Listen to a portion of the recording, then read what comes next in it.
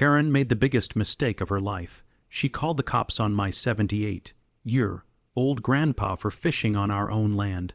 3 minutes later, her HOA lost a $2 million easement, and she had no clue it was coming. Let me tell you exactly how it went down. So, we own a big chunk of land just outside the city. 20 acres, including a private pond stocked with bass, catfish, and trout. It's been in our family for 3 generations. My grandpa built that dock himself. He fishes there every Sunday morning, rain or shine, in his old straw hat and lawn chair.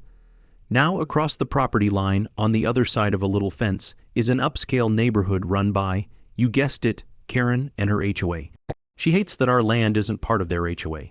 She's tried to get us to join the community and follow the guidelines more than once. We politely declined. Apparently, that triggered her inner tyrant. So, one morning, I'm sipping coffee on the porch when I see her storming down the hill from her side, phone in one hand, HOA clipboard in the other. She marches right up to the pond where Grandpa's sitting peacefully with his rod in the water. "You can't fish here," she screams. "This pond is under HOA jurisdiction.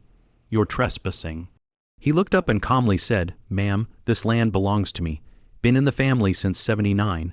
Maybe check your GPS." But Karen didn't care. She calls 911 on the spot, saying there's an armed elderly man threatening her near community waters. Ran down there just as the sheriff pulled in, sirens and all. But guess what? This wasn't just any cop. It was Deputy Lane, a good friend of my dad's. He's been fishing on our property since he was 15. He asked Karen where the problem was, and she points to Grandpa and says, "That man has no right to be here." Lane just stared at her and said, "Ma'am, this pond is 100% private property. You've crossed his fence. If anything, you're the one trespassing."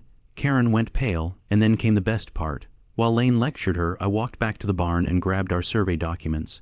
Deed tucked inside a little clause I'd totally forgotten about. One that revoked public easement rights across our land. HOA leadership initiated any legal action or false claims against the property owner. Guess what Karen just did? Yep, that easement gone.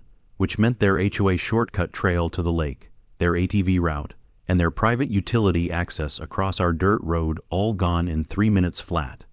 The HOA board tried to beg us afterward, but the damage was done.